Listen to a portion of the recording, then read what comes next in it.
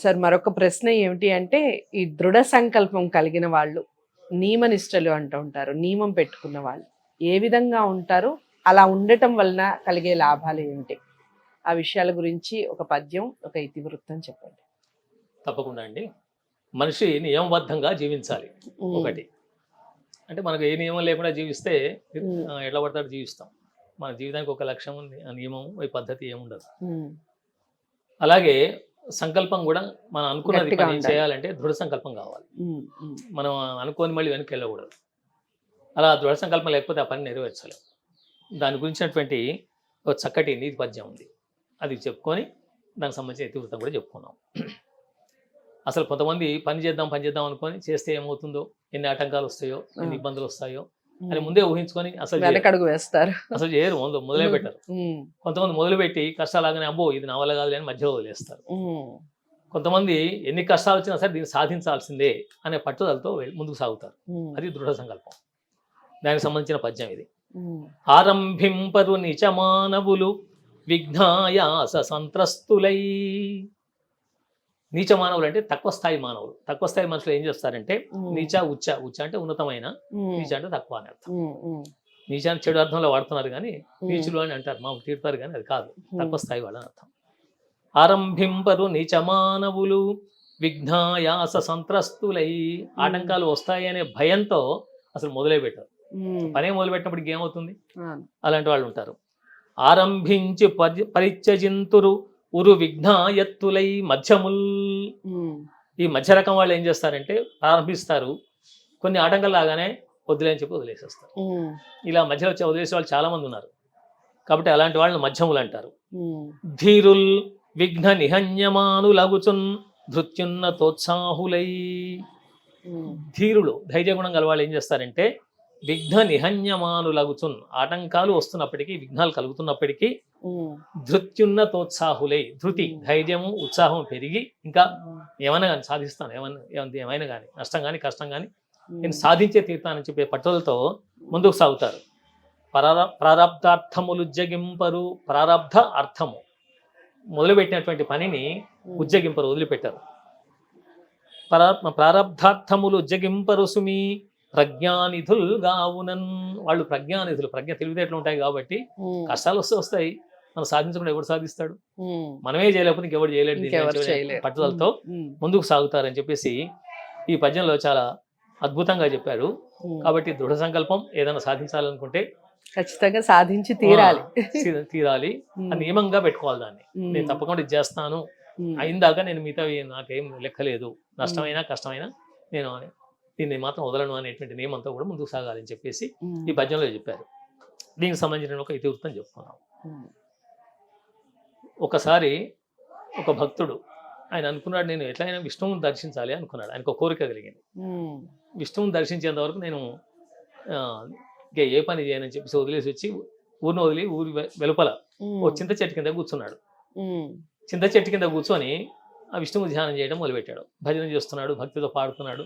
ఆయన కీర్తనలు ఆయనకు వచ్చినన్ని పాడుతున్నాడు, భజనలన్నీ కూడా పాడుతూ ఉంటే త్రిలోక సంచారి నారదుడు ఉన్నాడు కదా, తిరుగుతూ ఈ భజన విన్నాడు. ఇక్కడ విష్ణు భజన చేస్తున్నారు అని. ఆయన ఎప్పుడు నారాయణ నారాయణ అనేవాడు కదా, ఇక్కడ నారాయణ శబ్దం వినిపిస్తున్నాయని ఇక్కడికి వచ్చాడు అనమాట.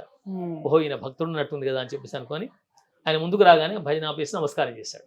ఓ నారద మహర్షుల పరమ విష్ణు భక్తులు కదా అని నమస్కారం చేశాడు. ఏంటి ఆయన, ఏంటి ఇక్కడ వచ్చి కూర్చున్నావు ఏంటి అని అడిగాడు. ఏం లేదు స్వామి, నాకు విష్ణువు దర్శనం కావాలి. మీరు మళ్ళీ విష్ణువు దగ్గరికి వెళ్తారు కదా, వైకుంఠానికి వెళ్తారు కదా, వెళ్ళినప్పుడు ఒక మాట అడగండి, నాకు విష్ణువు దర్శనం ఎప్పుడైతుందో అడిగిరండి దయచేసి, మళ్ళీ వచ్చి నాకు చెప్పండి అన్నాడు. ఓహో ఈయనకు విష్ణు దర్శనం కావాలా, అడుగుదాంలే అని చెప్పేసి అనుకున్నాడు. నిజంగానే అడిగి చూద్దాం, విష్ణు భక్తుడే కదా ఈయన కూడా అనుకుని, సరే తప్పకుండా అడిగి చెప్తాను ఆయన అన్నాడు. ఈయన భజన ఈయన చేసుకుంటాను. నారదుడు వెళ్ళిపోయాడు. ఆయన తిరిగి ఎక్కడ తిరగాలి తిరిగేసి చివరికి వైకుంఠానికి మళ్ళీ చేరుకున్నాడు. చేరుకుని విష్ణు దగ్గరికి వెళ్ళి, నారద ఏం విశేషాలు అన్నారు. విశేషాలు పెద్ద విశేషాలు ఏం లేవు, అంతా మామూలుగానే ఉంది, భూలోకంలో మాత్రం ఒక గొప్ప విశేషం ఉంది అన్నాడు. ఏం కనిపించింది నీకు అన్నాడు. ఏం లేదు, ఒక భక్తుడు చింత చెట్టు కింద కూర్చొని నీ భజన చేస్తున్నాడు, నీ ధ్యానం చేస్తున్నాడు, ఆయన ఒక ప్రశ్న అడగమన్నాడు నిన్ను అన్నాడు. నన్ను అడగమన్నాడు. ఏమని అడగమన్నాడు అని. నాకు విష్ణు ఎప్పుడు కనిపిస్తాడు అని అడగమన్నాడు అని. అనగానే విష్ణువు నవ్వి, నారదా ఆయనకు నేను కనిపించాలంటే ఆ చింత చెట్టుకు ఎన్ని ఆకులు ఉన్నాయో, చిన్న చిన్నగా ఉంటాయి ఆకులు, కొన్ని లక్షల కోట్లు ఉంటాయి. ఆ ఆకులన్నీ జన్మలు ఆయన ఎత్తిన తర్వాత అప్పుడు నేను కనిపిస్తానని చెప్పాడు. అనేసరికి నారదుడు ఆశ్చర్యపడ్డాడు. మరి అంతర్ధానికి ఎందుకు ఇంత కష్టపడుతున్నాడు, వాడు పిచ్చివాడా ఏంటి అని అనుకున్నాడు మనసులో. కానీ మీ ఇష్టం స్వామి అని అక్కడి నుంచి వెళ్ళిపోయాడు. అక్కడిక్కడ తిరిగి తిరిగి మళ్ళీ కొంతకాలానికి చిన్నగా ఈ భూలోకానికి వచ్చాడు. నాకు వార్త చెప్పాలి కదా అని మనసులో అనిపించింది నారదుడికి. అనిపించి ఈ చింత చెట్టు కింద ఎవరైతే భక్తుడు ఉన్నాడో ఆ భక్తుడి దగ్గరికి వచ్చాడు. రాగానే నారద మహర్షి వచ్చారా, మీరు అడుగొచ్చారా విష్ణువు అంటున్నారు. రాగానే అదే క్వశ్చన్ మనసులో అదే ఉంది ఆయన. అడిగాను అయ్యా, కానీ విష్ణు ఏమన్నాడు తెలుసా, ఈ చింత చెట్టుకి ఎన్ని ఆకులు ఉన్నాయో, చిన్న చిన్న ఆకులు, ఆకులు ఎన్ని ఉన్నాయో అన్ని జన్మలు నువ్వు ఎత్తాలి, అప్పుడుగా నీకు దేవుడు కనిపించరట అని చెప్పేసి అనగానే అంటే లేచి ఎగరడం మొదలు పెట్టాడు అతను. నాకు విష్ణు కనిపిస్తాడని. తన మనసులో ఉన్న సంకల్పం ఏంటంటే కనిపించాలి నాకు విష్ణు, ఎన్ని జన్మలు అయితే ఏంటి కనిపించాలని ఎగురుతూ ఉన్నాడు. ఆయన ఎగురుతుండగానే విష్ణువు అక్కడ ప్రత్యక్షం అయ్యాడు. నారదుడు ఆశ్చర్యపోయాడు. ఇదేంటే విష్ణువు, నువ్వు నాకేం చెప్పావు, నువ్వేం చేస్తున్నావు, ఇప్పుడే వచ్చావు ఇక్కడికి అన్నాడు. అప్పటి పరిస్థితి వేరు ఇతండి, ఇప్పటి పరిస్థితి వేరు. అప్పుడు నాకు కనిపించాలనే తపనతో భజన చేస్తున్నాడు తప్ప ఆయన పూర్తిగా నేను కనిపిస్తానని దృఢ నమ్మకంతో లేడు, ఆ విశ్వాసంలో లేదు. ఇప్పుడు ఆ దృఢ సంకల్పం వచ్చి ఆనందంగా ఎగురుతున్నాడు కనిపిస్తానని చెప్పేసి. అందుకే వెంటనే కనిపించాను అన్నాడు. ఆ దృఢ సంకల్పం ఉంటే నేను వెంటనే దర్శనం ఇస్తాను అని చెప్పేసి ఆయన అనగా నారదుడే ఆశ్చర్యపోయాడు. నువ్వు ఎంత గొప్పవాడు అయ్యా, చూస్తే మామూలు సామాన్య మానవుడే కానీ నీకు ఇంత గొప్ప ఆనందం పడుతున్నావు అంటే నాకు అర్థం కాలేదు అని చెప్పేసి అనుకున్నాడు. కాబట్టి దృఢ సంకల్పం ఉంటే అనుకున్నది సాధిస్తారు, వెంటనే జరుగుతుంది ఆ పని. అలాంటి దృఢ సంకల్పాన్ని కలిగి ఉన్నాడు ఆ భక్తుడు, విష్ణు దర్శనాన్ని సాధించగలిగాడు.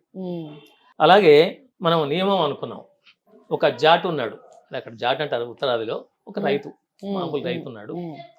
ఆ రైతు వ్యవసాయం చేసుకుంటూ ఉండేవాడు. ఉదయం నుంచి సాయంత్రం ఎప్పుడు బిజీగానే ఉండేవాడు.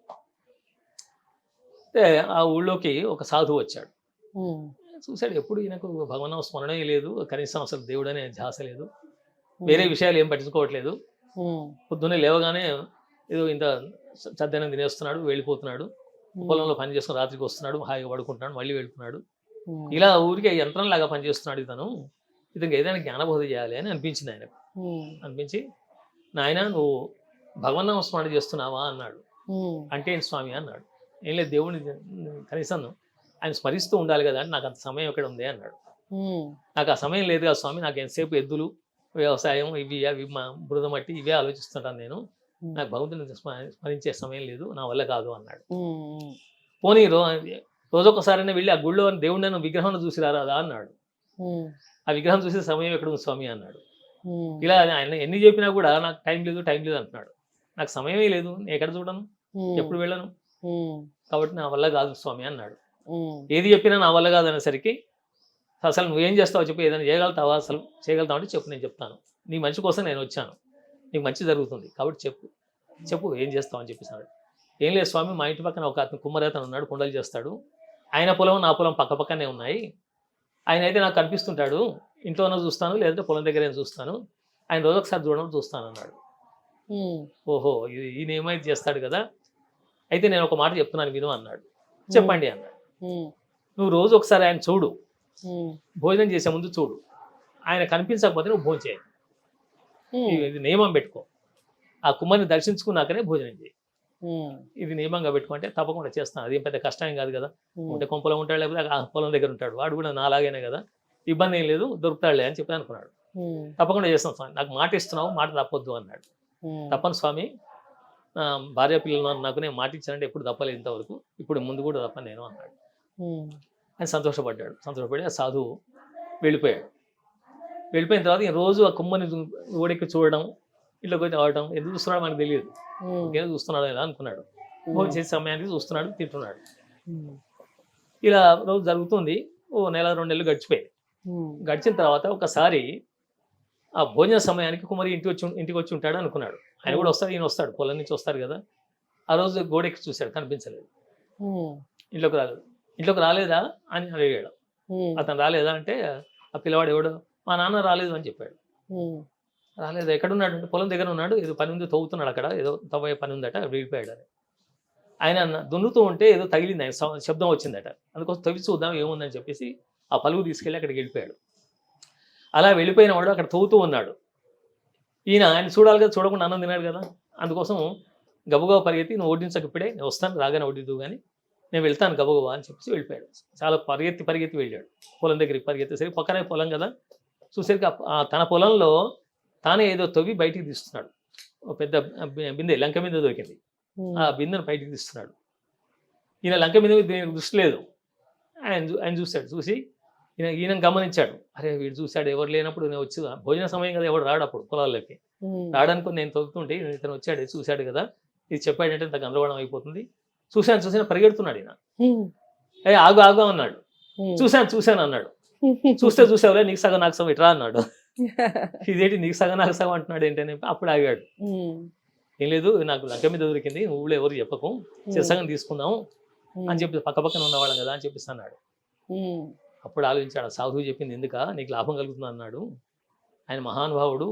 ఏదైనా నియమంగా ఉండి మనసు కనుక స్థిమితంగా ఉంటే ఖచ్చితంగా మనకు లాభాన్ని పొందగలుగుతాం.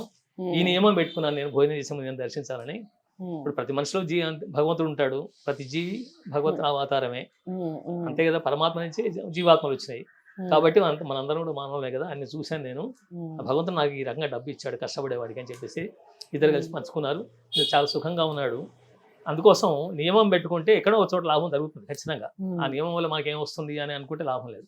కాబట్టి నియమబద్ధంగా జీవించాలి, దృఢ సంకల్పంతో జీవించాలని చెప్పేసి మనకి ఈ సూత్రం చెప్తాం.